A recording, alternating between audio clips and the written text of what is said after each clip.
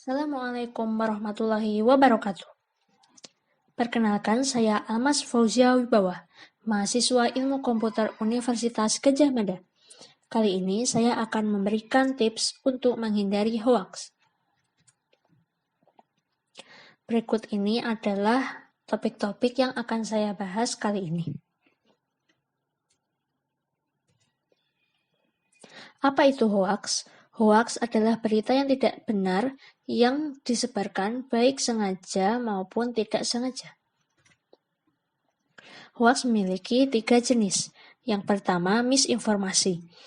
Merupakan informasi yang tidak benar yang tidak sengaja disebarkan. Yang kedua, disinformasi. Merupakan informasi yang tidak benar yang sengaja dibuat dan disebarkan. Yang ketiga, malinformasi. Merupakan informasi yang sebetulnya benar, tetapi dirancang sedemikian rupa untuk memenuhi kepentingan suatu pihak. Hoaks memiliki beberapa ciri-ciri. Beberapa di antaranya, beritanya bombastik atau luar biasa. Judul dan foto yang digunakan sensasional dan provokatif.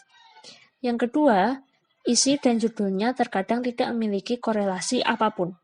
Yang ketiga, tema yang digunakan biasanya yang sedang hangat dan kontroversial. Yang keempat, hoaks biasanya menyasar isu sara dan fanatisme. Yang kelima, hoaks biasanya disertai dengan himbauan untuk menyebarkan berita tersebut dengan iming-iming yang berbagai macam. Yang keenam, sumber beritanya tidak kredibel atau bahkan terkadang tidak memiliki sumber sama sekali. Yang ketujuh, bahasanya tidak baku. Berikut ini adalah contoh-contoh berita hoaks. Berita yang di sebelah kiri dan di tengah merupakan berita mengenai perkiraan akan terjadinya gempa bumi. Faktanya, gempa tidak bisa diperkirakan atau diprediksi sebelumnya, bahkan oleh BMKG. Di berita yang sebelah kiri adalah berita mengenai penyebaran virus HIV dari suatu kelompok tertentu. Berita semacam ini biasanya digunakan untuk menyerang kelompok tersebut. Dapat dilihat bahwa di ketiga berita ini, di bagian akhir kita diminta untuk menyebarkan berita tersebut. Selain itu, tidak ada sumber yang dapat kita rujuk untuk mencari lebih lanjut mengenai berita ini. Lalu bagaimana cara kita untuk mengidentifikasi hoaks? Kuncinya adalah dengan menjadi cermat dan kritis. Terdapat 4 hal yang dapat kita lakukan. Cek alamat sumber, cek nama ahli yang dicatut, verifikasi berita, dan verifikasi gambar yang terlampir. Yang pertama, cek alamat sumber.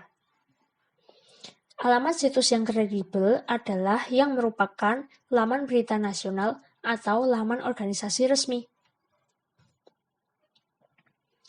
Misalkan, di sebelah kiri ini, kita baru saja mendapat link atau tautan menuju ke sebuah halaman berita. Dapat kita lihat di sini bahwa instansi yang menerbitkan berita tersebut bernama Kompas. Misalkan kita tidak tahu apakah Kompas ini merupakan laman berita resmi atau sebuah organisasi resmi. Kita bisa lakukan pencarian di Google dengan menuju ke google.com, kemudian kita ketikkan nama instansi tersebut, Kompas. Instansi yang resmi biasanya deskripsinya langsung muncul di halaman pertama hasil pencarian. Yang kedua, cek nama ahli yang dicatut. Terkadang nama seseorang dengan gelar yang mentereng turut dicantumkan agar berita terasa meyakinkan dan kredibel. Tidak jarang nama yang digunakan hanya dibuat-buat. Kita bisa lakukan pencarian nama ahli yang dicatut melalui scholar.google.com. Semisal di sini kita ingin cek nama Profesor Hadi Pranoto sebagai pakar mikrobiologi. Langsung saja kita ketikkan Hadi Pranoto, kemudian kita lakukan pencarian. Akan muncul tulisan profil pengguna untuk Hadi Pranoto. Kita klik tulisan ini untuk memunculkan daftar profil yang ditemukan. Selanjutnya, kita dapat langsung cocokkan nama orangnya, wajahnya jika ada fotonya, dan ilmu yang dibidangi oleh ahli tersebut. Jika ada yang cocok, berarti ahli tersebut valid. Jika tidak, berarti tanda-tandanya berita tersebut merupakan hoax. Yang ketiga, verifikasi berita. Hoax kerap kali disertai dengan himbauan untuk menyebarkan. Oleh karena itu, besar kemungkinan sudah ada orang yang menerima berita tersebut dan mengidentifikasinya sebagai hoax. Terkadang berita yang sudah diidentifikasi sebagai hoax diupload di internet dan diumumkan sebagai hoax. Oleh karena itu, kita dapat lakukan pencarian berita tersebut di internet. Misalkan di sebelah kiri ini terdapat berita mengenai Puskesmas Kelapa Gading yang katanya setiap hari merujuk lebih dari 10 pasien COVID ke Wisma Atlet. Kita bisa langsung buka google.com, kemudian kita ketikkan topik dari beritanya. Misalkan untuk berita ini kita ketikkan Puskesmas Kelapa Gading rujuk Wisma Atlet. Kita lakukan pencarian dan ternyata langsung ditemukan di Google bahwa sudah ada yang mengidentifikasi berita ini sebagai berita yang tidak benar.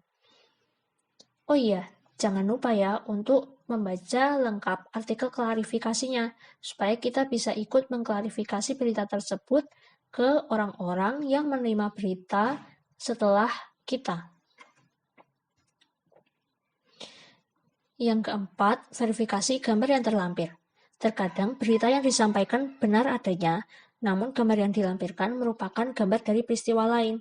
Biasanya hal ini dilakukan supaya beritanya lebih dramatis.